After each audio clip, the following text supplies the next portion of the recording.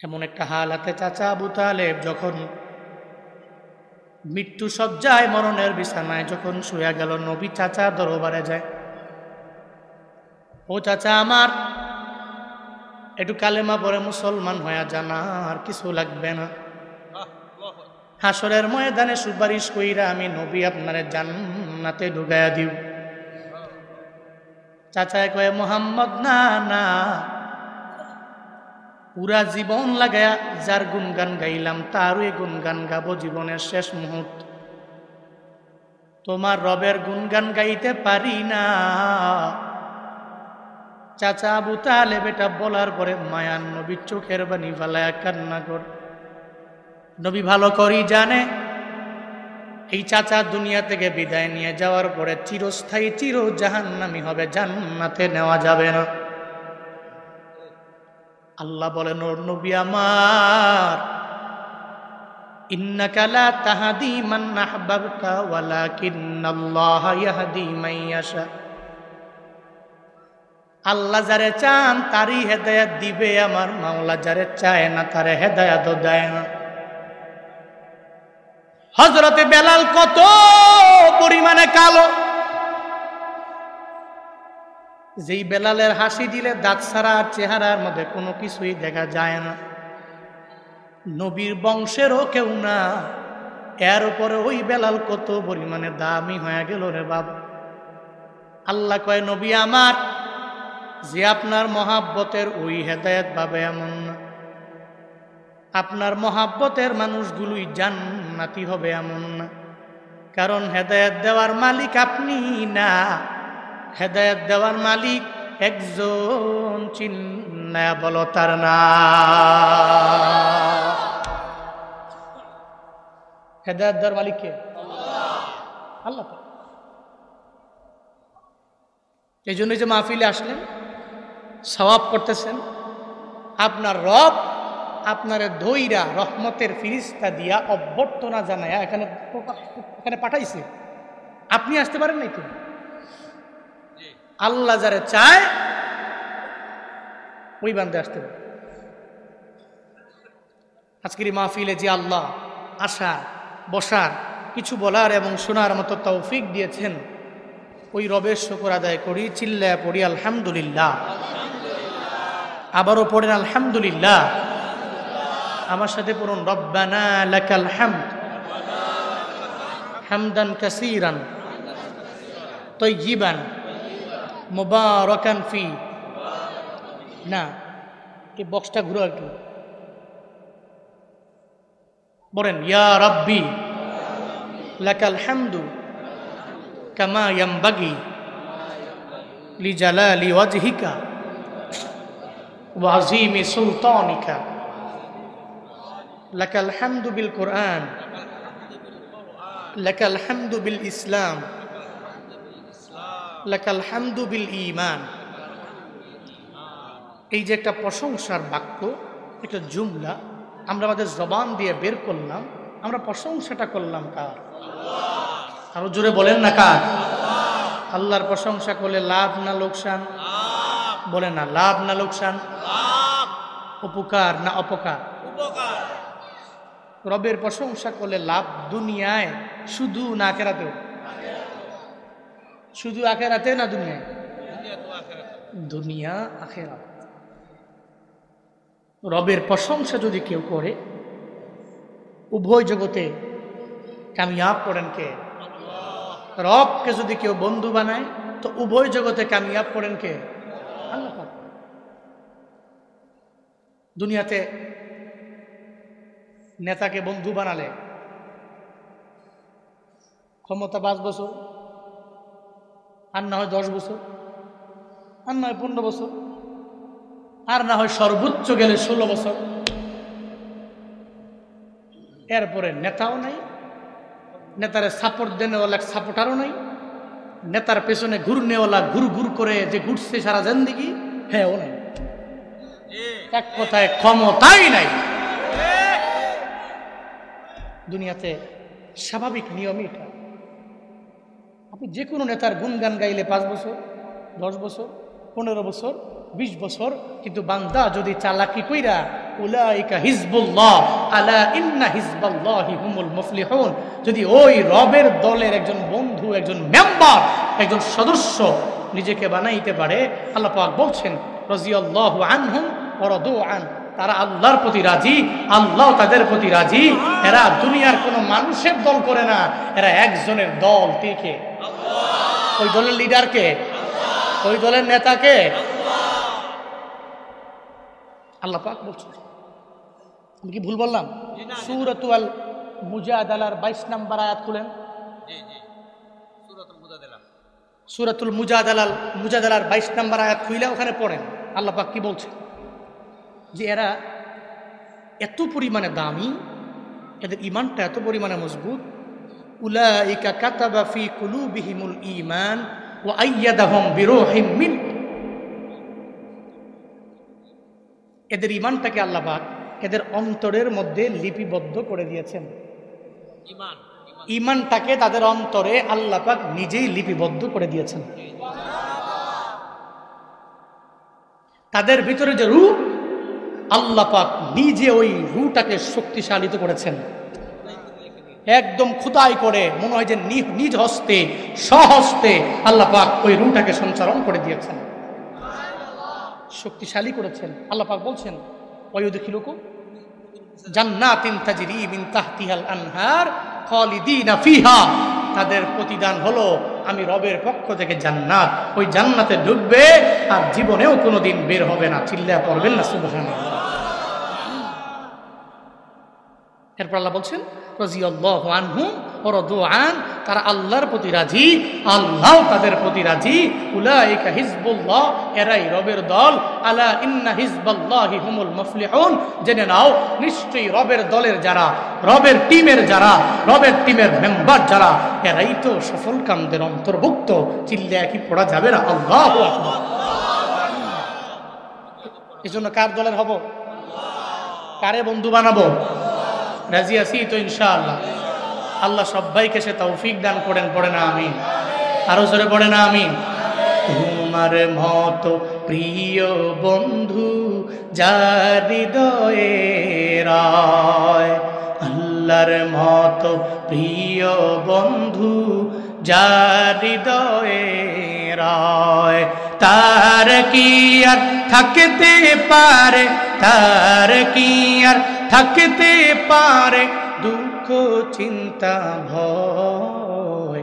তোমার মতো প্রিয় বন্ধু যার হৃদয়ে রয়, রবের মতো প্রিয় বন্ধু যার হৃদয়ে রয়। শিশুকালে মায়ের দুধে বাঁচাও ক্ষুধা প্রাণ, মায়ের স্নেহে বেড়ে উঠি তোমার অবদান। বন্ধু হয় ভালোবাসা, বন্ধু হয় ভালোবাসা, ছড়াও জগৎময়।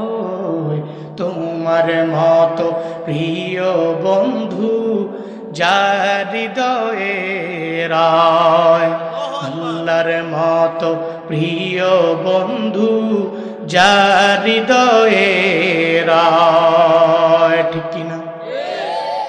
আল্লাহর মতো প্রিয় বন্ধু যার হৃদয়ে রয়, তার কি আর থাকতে পারে দুঃখ কষ্ট ক্লেশ চিন্তা ভয়? থাকতে পারে? আল্লাহ জেনে নাও, ইন্না আউলিয়া আল্লাহ, নিশ্চয়ই রবের বন্ধু যারা, লা খাউফুন আলাইহিম, তাদের কোনো ভয় নাই, ওয়ালা হুম ইয়াহজানুন, তাদের কোনো চিন্তাও নাই। সঙ্গীতওয়ালা যে সঙ্গীত বানাইছে, নিজে বানায়া লেখছে এমন, আল্লাহর কোরআনে আল্লাহ বলছেন তার কোনো ভয় নাই, তার কোনো চিন্তা নাই, তার কোনো কষ্ট নাই, তার কোনো দুঃখ নাই, তার কোনো পেরেশানি নাই, কারণ তার বন্ধুকে। এই জন্য বন্ধু বানাবো কারে? বন্ধু বানাবো কারে? আল্লাহ আমাদের সবাইকে ওই রবের বন্ধু হওয়ার তৌফিক দান করুন। বলেন তো সুবহানাল্লাহ, পড়েন তো আলহামদুলিল্লাহ। রবকে বড় করেন তো, চিল্লা পড়েন তো আল্লাহু আকবার। গুনাহ হয়েছে? এগুলো একটু জোরে জোরে পড়বেন, আল্লাহ তৌফিক দান করুন। আমি খুতবায় সূরাতুল মুদ্দাসসিরের 42, 43, 44, 45, 46, 47 নম্বর আয়াতে কারিমা পর্যন্ত তিলাওয়াত করেছি। কোন সূরা বলেন না? কোন সূরা? মুদ্দাসসির। বিশদ আলোচনা, বস্ত্রাচ্ছাদিত, বস্ত্র দিয়ে নিজেরা ঢাকছেন, যিনি ঢাকছেন তিনি মুদ্দাসসির। আল্লাহ পাক এটা নবীকে সম্বোধন করেছেন। কাকে? নবীকে। ওই বিষয়ে আমি যাব না, কিন্তু সূরাতুল মুদ্দাসসিরের 42 থেকে নিয়ে 47 নম্বর আয়াতে কারিমা পর্যন্ত যতক্ষণ পারি সাধ্যে কুলায় কিছু কথা আমরা শেয়ার করব। আমি বলবো, আপনারা শুনবেন। রাজি আছেন তো ইনশাআল্লাহ? নাকি আগে দৌড় দিবেন? হ্যাঁ, আপনারা দেবিদ্বারের মানুষ, জয়পুরের মানুষ, আমি চান্দিনার মানুষ, ঠিক আছে না? তো চান্দিনা দেবিদ্বার আমাদের। আমি মাথায়া দিয়া বের হই, বাড়িতে আসলে মাথায়া দিয়ে মহিচাইল দিয়ে মাথায়া দিয়ে বের হই। তো বের হয়ে আসলেই তো এই রোডের এপার চান্দিনা, রোডের ওপার দেবিদ্বার, ঠিক কিনা? আমি কি ভুল বললাম?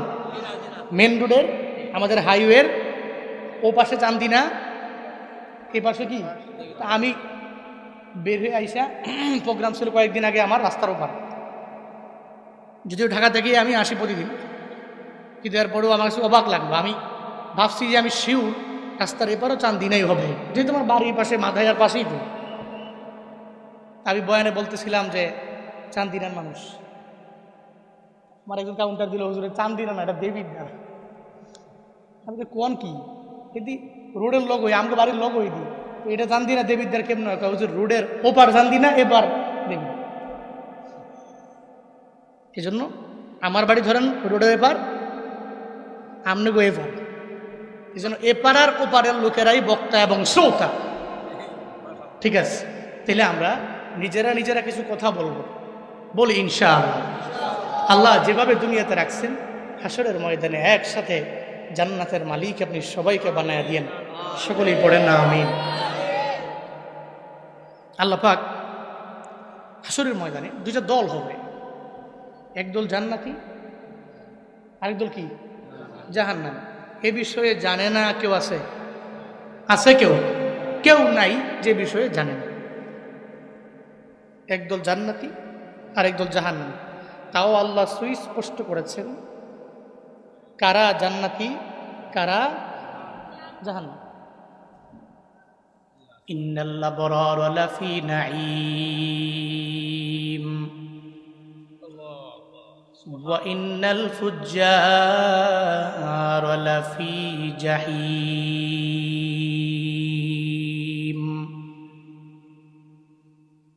আল্লাহ পাক বলেন, নেক আমল করনেওয়ালা বান্দাগুলো রবের জান্নাতে যাবে। এদের মতো সুখী কেউ নাই। যারা নেক আমল করবে না এরা জাহান্নামী হয়ে যাবে। এদের মতো দুঃখী এই দুনিয়ার মধ্যে বান্দা কেউ হবে না। আল্লাহ পাক বলেন, যেই বান্দা নেক আমল করনেওয়ালা ও জান্নাতে যাবে, নেক আমল যে করবে না ও জাহান্নামী হয়ে যাবে। আল্লাহ জানায়া দিলেন, লাইন হলো দুইটা, ফারিকুন ফিল জান্নাতি ওয়া ফারিকুন ফিস সাঈর।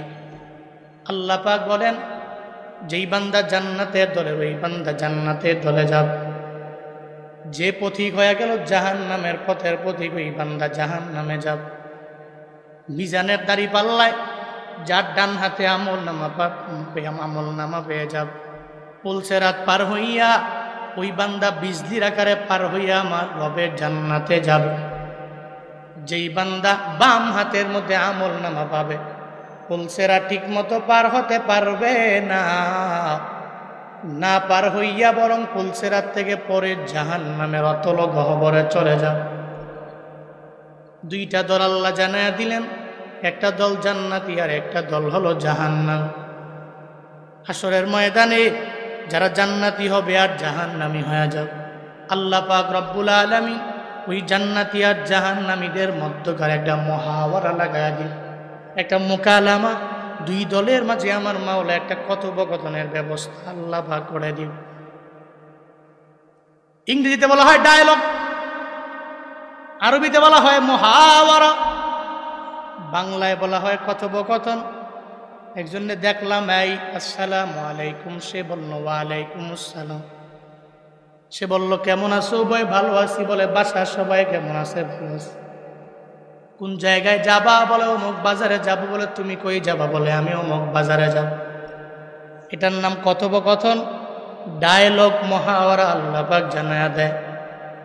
ও মানুষেরা, হাসরের ময়দানে যারা জান্নাতি হয়ে যাবে, যারা জাহান্নামী হয়ে যাবে, আল্লাহ ও জান্নাতি আর জাহান্নামীদের ভিতরে একটা মুহাওয়ারা লাগায়া দিবে।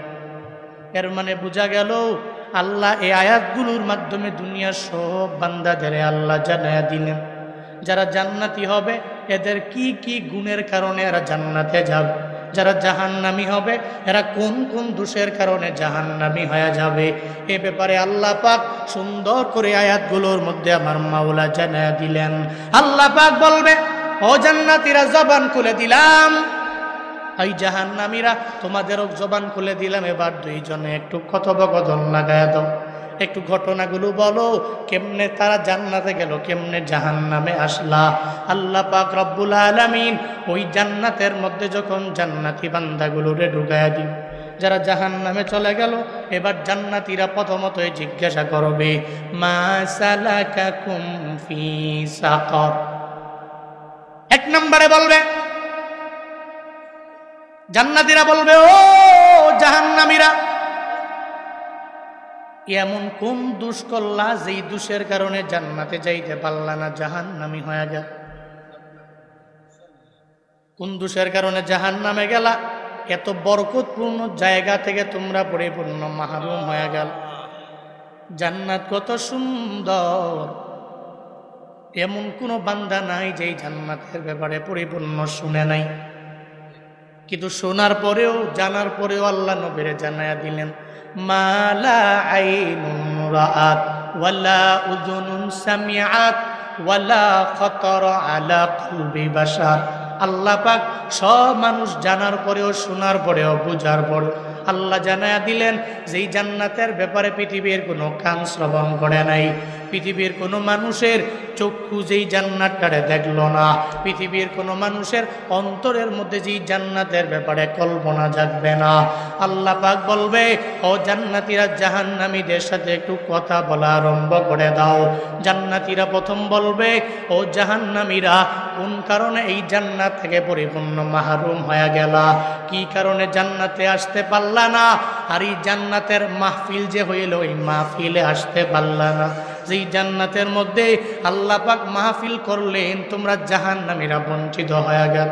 জান্নাতে এমন কোনো ভালো ভালো নিয়ামত নাই যেই নিয়ামতগুলো আমরা পাই নাই, সব নিয়ামতগুলো আমরা ভোগ করে নিলাম। ও জাহান্নামীরা, এর একটাও তো তোমরা জাহান্নামের মধ্যে পাইলা না। ও জাহান্নামীরা, বলো না কেন এই জান্নাত থেকে তোমরা মাহরুম হয়ে গেলা? এক নম্বরে ওরা জানায়া দিবে, ক্বালু লাম নাকু মিনাল মুসাল্লিন।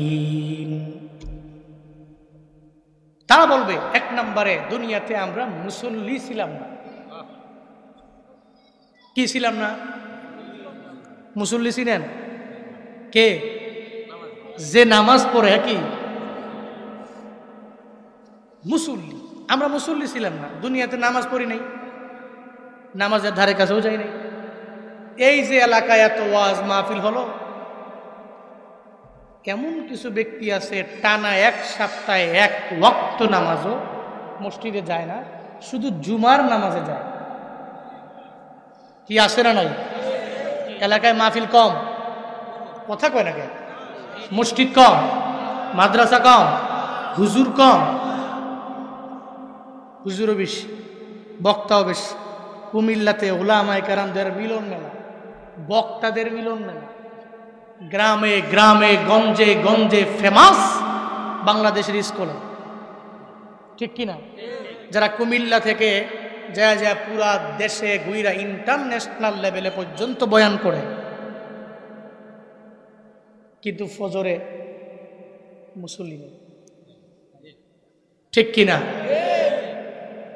ফজরে মুসল্লি নেই। জোহরে মুসল্লি কয়জন? আসরে কয়জন? মাগরিবে কয়জন? এশায় কয়জন? মাগরিবে যায় পাইলাম, এশায় আবার আগের মতোই আছে না নাই? এলাকায় না থাকলেও আমার এলাকায় ওরে সুবহানাল্লাহ বিহামদি। এশার নামাজের সময় চায়ের দোকানে যে আড্ডা কি পরিমাণে জমে, কোন সময় এশার আজান দিল, ইমাম সাহেব নামাজ পড়াইয়া 2 রাকাত সুন্নত 3 রাকাত উইতিরের নামাজ পড়া উনি গেট মে তালা দিয়ে গেছে গা, দেয় চা দোকানে বসে আড্ডা দেয়। কিও নামাজও গেলেন না, আজান দিছে।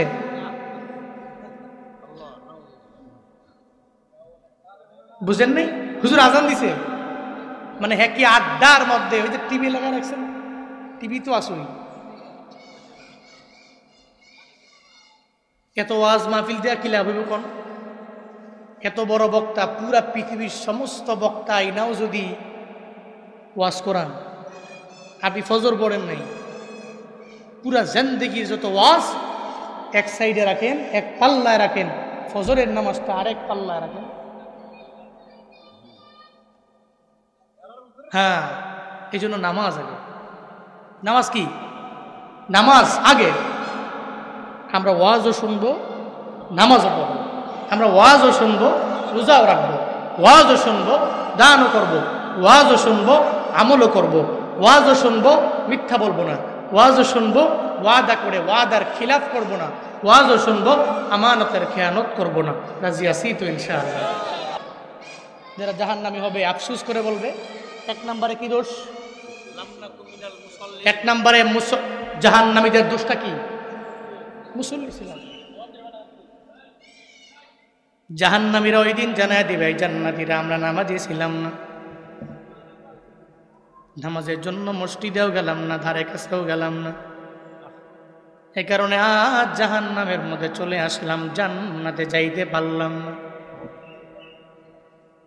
জান্নাতের কি পরিমাণ নেয়ামত, ওই নেয়ামতগুলো একটাও আমরা ভোগ করতে পারলাম না। আল্লাহ জান্নাতীদেরকে জান্নাতের মধ্যে দেওয়ার পরে আল্লাহ জানায় দিবে, আসসালামু আলাইকুম ইয়া আহলাল জান্নাহ। অদৃশ্য দেখে সালাম, আসসালামু আলাইকুম হে জান্নাতবাসী, আমি তোমাদের সালাম দিয়া দিলাম। জান্নাতীরা বলবে, কে আপনি? আপনারে চিনলাম না, কণ্ঠটাও তো পরিচিত হোক না। আল্লাহ বলবে, ও জান্নাতীরা, জান্নাতের মালিকের পক্ষ থেকে তোমাদের সালাম। জান্নাতের মালিককে? আর হুজুরে বলেন, জান্নাতের মালিককে? না কোনো হুজুর? আমি? জান্নাতের মালিক কোন ওলি, কোন পীর?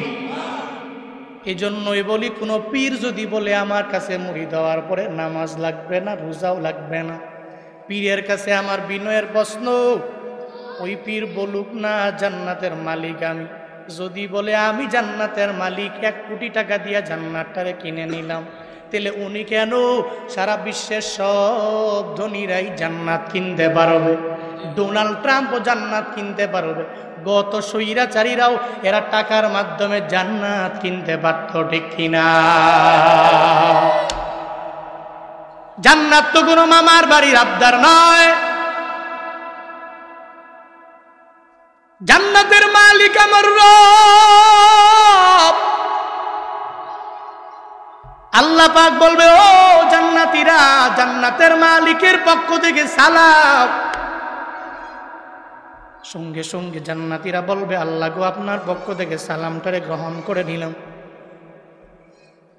জান্নাতীরা যখন সালাম গ্রহণ করবে, আল্লাহ পাক জানায় দিবে, এই জান্নাতীরা, জান্নাতের মধ্যে আমি আল্লাহ যা যা নিয়ামত তোমাদেরকে দিয়ে দিলাম, সব বুঝে বুঝে বুঝে বুঝে পাইলা কিনা? 2টা দল হয়ে যাবে। একটা দল বলবে আল্লাহ পাইলাম, আর এক দল বলবে আমরা পাই নাই। আল্লাহ বলবে, এই যেই দলের লোকেরা তোমরা বললা যে সব নিয়ামত বুঝা পাই না, কোন দল এমন আছো যেই দলের লোকেরা বলল আমরা পাই নাই? এরা বলবে আল্লাহ আমরা দুনিয়ার মধ্যে একদল উলামা যারা কোরআন পড়লাম, হাদিস পড়লাম, এরপরে আমলের লাইনে গেলাম, আমরা দুনিয়াতে আলেম ছিলাম, আমরা জান্নাতের মালিক হয়ে গেলাম।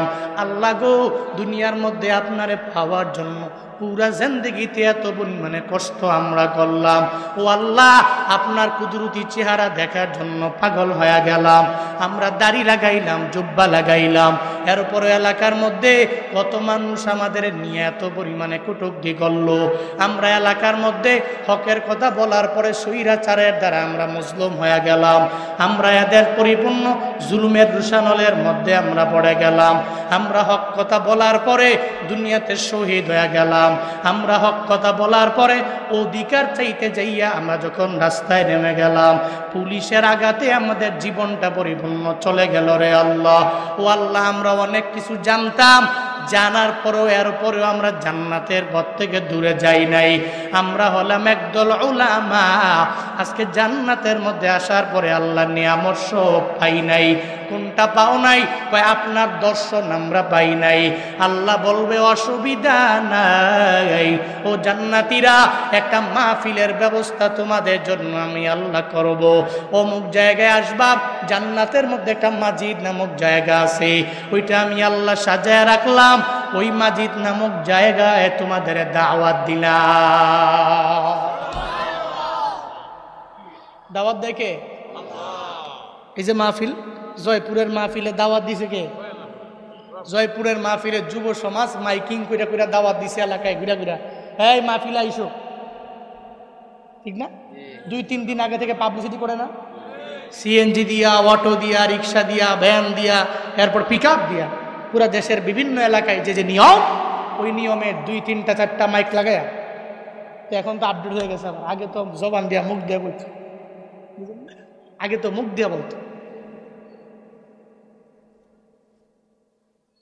দুনিয়াতে মানুষের মাহফিলে দাওয়াত দেয় মানুষ। আল্লাহ সেদিন জান্নাতীদেরকে বলবে, এই জান্নাতীরা, আমি রবের পক্ষ থেকে দাওয়াত দিলাম, মাজিদ নামক জায়গায় মাহফিল হবে, তোমাদের প্রত্যেকের দাওয়াত। আল্লাহ সেদিন দাওয়াত দিবে, সব জান্নাতীরা খুশি হয়ে যাবে। আল্লাহ দাওয়াত দিলেন, জান্নাতের মধ্যে একটা মাহফিল হয়ে যাবে। সব জান্নাতীরা প্রিপারেশন নিয়ে নিবে, প্রস্তুতি নিয়ে নিবে ওই রবের যেই মাজিদ নামক জায়গা, ওই মাহফিলে যাওয়ার জন্য প্রিপারেশন নিয়ে নিবে। আল্লাহ পাক রব্বুল আলামিন ওই মাহফিলে মাজিদ নামক জায়গার মধ্যে দুনিয়ার স্বাভাবিক নিয়ম অনুসারে একটা মাহফিলের মধ্যে মঞ্চ সাজায়, এরপরে মঞ্চের পরে শ্রোতারা বসার জন্য একটা সুন্দর করে সামিয়ানা সাজায়। আল্লাহ পাক ফেরেশতাদেরকে বলবে, এই ফেরেশতারা, ওই মাজিদ নামক জায়গার মধ্যে একটা মাহফিলের ব্যবস্থা করে দাও, একটা সুন্দর করে মঞ্চ বানাও, ওখানে সভাপতির চেয়ার লাগাও, এরপরে প্রধান অতিথির চেয়ার লাগাও, এরপরে বিশেষ অতিথির চেয়ার লাগাও। 3টা চেয়ার সুন্দর করে বড় বড় করে সামনে মঞ্চের সামনে দাও। এরপরে সব আম্বিয়ারা বসার জন্য, এদের জন্য একটা একটা করে চেয়ার দাও। আর আমার সব জান্নাতি বান্দারা বসার জন্য সামিয়ানার ব্যবস্থা করে দাও। আল্লাহ পাক রব্বুল আলামিন যখন মাজিদ নামক জায়গার মধ্যে একটা মাহফিলের ব্যবস্থা করে দিবে, সব জান্নাতীরা নির্ধারিত টাইমে চলে আসবে। আল্লাহর পক্ষ থেকে অর্ডার, আমার এই বান্দারা খালি মুখে বৈশা বৈশা আজকে মাহফিলের মধ্যে বয়ান শুনবে, এটা হতে পারে না।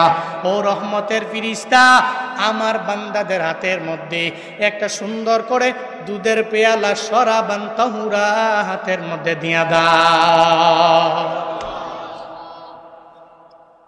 যেমন মাহফিলে আসলেন, বয়ান শুই না যাওয়ার পরে তাবারক দিয়ে দিবে।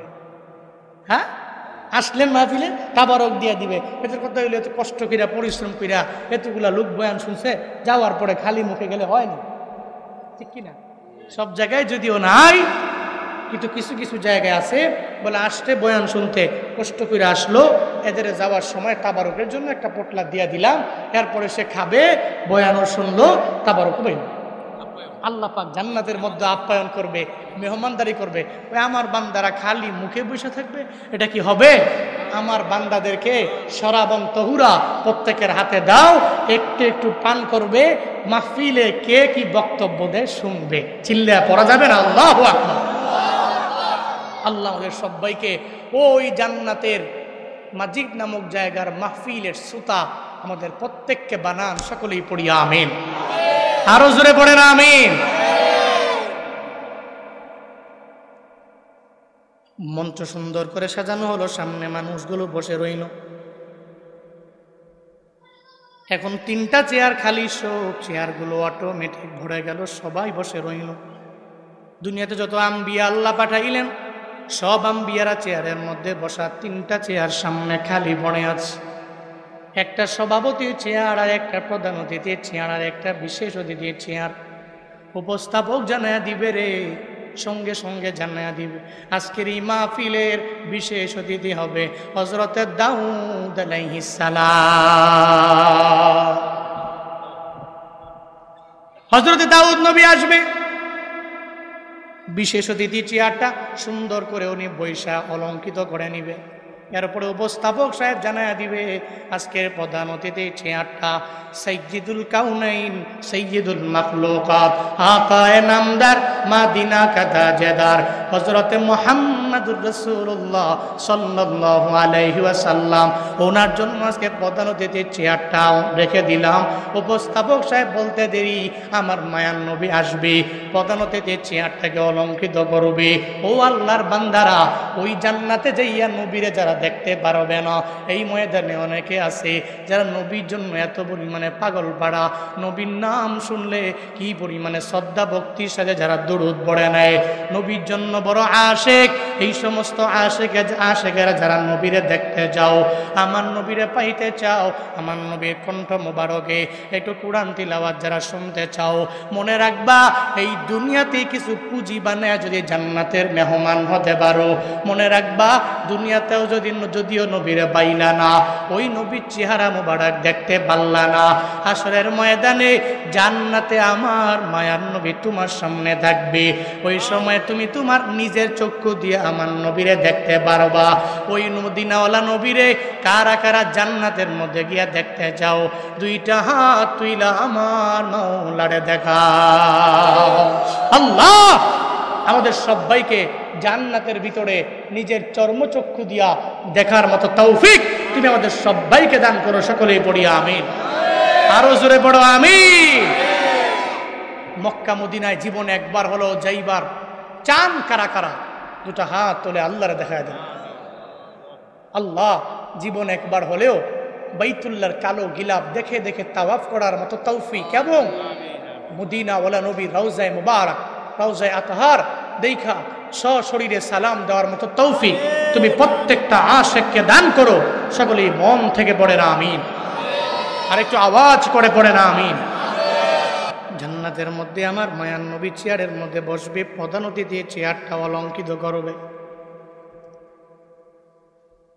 উপস্থাপক সাহেব এবার বলবে একটা চেয়ার বাকি আছে, সভাপতির চেয়ার। এই চেয়ারের মধ্যে কোনো নবী বসবে না। এই নবীদেরকে যে বানাইছেন এই জান্নাতের মালিক যিনি, ওই আল্লাহ সভাপতির চেয়ারটার মধ্যে বসবে। পড়েন সুবহানাল্লাহ। 3টা চেয়ার শেষ হয়ে গেল। একটা চেয়ারের মধ্যে স্বয়ং আল্লাহ বসে গেলেন, আরেকটা চেয়ারের মধ্যে আমার নবী বসলেন, আরেকটা চেয়ারের মধ্যে হযরত দাউদ আলাইহিস সালাম বসলেন। হযরত দাউদ নবী তিলাওয়াত করবে সূরা মুলকের তিলাওয়াত। কোন সূরা? সূরা মুলকের তিলাওয়াত শোনার পরে এবার দাউদ নবীর কণ্ঠের মধুমাখা তিলাওয়াত শোনার পরে জান্নাতীরা একটানা 40 বছর পর্যন্ত এটাকে গ্রহণ করে নিবে।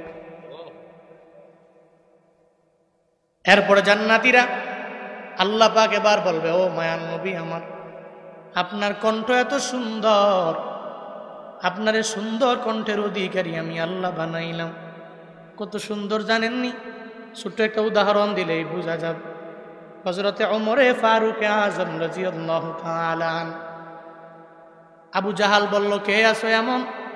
ওই মুহাম্মদের গর্দানটা আইনা দিতে পারবা? হযরতে ওমর তরবারি নিয়ে দাঁড়ায় গেল, হ্যাঁ আবু জাহাল, আমারে একটু বলো, আমি যাব মুহাম্মদের গর্দান আনার জন্য। হযরতে ওমর তরবারি নিয়ে দৌড়ায় মুহাম্মদ নবীর গর্দান আনার জন্য। প্রতিমধ্যে যাওয়ার পরে ওমরের বোন ফাতেমার কণ্ঠের তিলাওয়াত শুনে মায়ায় পড়ে গেল। যা বলে, ও ফাতিমা, যেই কোরআন তিলাওয়াত করলা পরিপূর্ণ কোন জায়গায় গেলে শোনা যাবে? আমার কণ্ঠে পরিপূর্ণ শোনা যাবে না, একটু মুহাম্মদ নবীর দরবারে যাও, ওখানে যদি যাও কালেমা পড়ে যদি মুসলমান হইতে পারো, ওই মুহাম্মদ নবী তোমারে তার কণ্ঠ মুবারক দিয়া কোরআন তিলাওয়াত সুন্দর করে শোনায়া দিবে। হযরতে ওমর বলে, ওই নবীর সন্ধান দাও। এবার ফাতেমার কাছ থেকে বিদায় নিয়ে যখন ওমর দৌড়ায়া যায় মায়ান নবীর দরবারে যাবে, নবী 11 জন সাহাবা নিয়ে বয়ান করে। ও সময় গোপনে গোপনে নবী দাওয়াত দেয়, নবী প্রকাশ্যে কালেমার দাওয়াত দেয় না। 11 জন সাহাবা নবীর সামনে যখন শুনতে পারল, ওমর তরবারি কান্দের মধ্যে লয়া আমার মুহাম্মদ নবী গর্দান নেওয়ার জন্য দৌড়াইয়া আসে। 11 জন সাহাবা এরা চিন্তায় পড়ে গেল, নবীরে যদি দুনিয়া থেকে বিদায় করে দেয়, আমরা কার চেহারা দেখা দেখা বয়ান শুনবো, আমরা কিভাবে কালেমার বাণীগুলো প্রচার করব। 11 জন সাহাবা এরা টেনশনে পড়ে গেলেন, চিন্তায় পড়ে গেলেন। মায়ান নবীরে জানায়া দেয়, ও পয়গম্বর আমার, ওমর আপনার গর্দান আনার জন্য তরবারি নিয়ে হাজির হয়ে যাচ্ছে। ও নবী গো, এই ঘর থেকে স্থানান্তরিত হইয়া অন্য একটা ঘরের মধ্যে যান। আমার নবী কয়, এই 11 জন সাহাবা, তোমরা ভয় পেও না, তোমরা চিন্তা করো না। আমি গত রাতের বেলা তাহাজ্জুদের মুসল্লায় বসে আমার মাওলার দরবারে আবদার জানাইছি, আল্লাহ গো, হয়তো এই মক্কার ভিতরে ওমরের তুমি কালেমার জন্য কবুল করে নাও, আর না হয় আবু জাহালকে তুমি কালেমার জন্য কবুল করে নাও। আমার মায়া নবী ওদিকে আমার মাওলার দরবারে দোয়া করে দেয়, এদিকে ওমর তরবারি নিয়ে দৌড়ায়। আমার মায়ান নবীর দোয়া তো আল্লাহর দরবারে কবুল হয়ে যাবে। হযরতে ওমর যায়, আমার মায়া নবী জানায়া দেয় সাহাবীরা, ও আমার সাহাবায়ে কেরাম, আমার ওমরের জন্য দরওয়াজা ওপেন করে দাও। এই দরওয়াজা ওপেন করে ওমরের আসতে দাও, সে তো আমাকে মারার জন্য আসবে না। যখন দরওয়াজাটা ওপেন করে দেওয়া হলো, হযরতে ওমরে ফারুক তরবারি নিয়ে যখন মায়ান নবীর সামনে যায়, নবীরে মারবে দূরের কথা রে, আমার নবীর সামনে যায়, আমার নবীর সামনে হাঁটু গেড়ে বসে যায়। কয়, নবী গো, আবু জাহাল আমারে পাঠাইলো, উতবা সাহেব ওয়ালিদ ইবনে মুগিরারা আমারে পাঠায় দিল, আপনার গর্দানটা নিতে পারলে 100 উটনি দেওয়া হবে। কিন্তু কোরআন তিলাওয়াতের মায়া এত পরিমাণে পড়ে গেলাম, ও পয়গম্বর, আপনার কণ্ঠে তিলাওয়াত শুনবার বড্ড মনে চায়। মায়ান নবী ডেকে বলে, ওমর রে, তুমি যদি কোরআন তিলাওয়াত শুনতে চাও, তাহলে তোমার আগে কালেমা পড়ে মুসলমান হওয়া লাগবে। যদি মুশরিক হও, তাইলে এই কোরআনও পড়তে পারবা না, কোরআন শুনতেও পারবা না।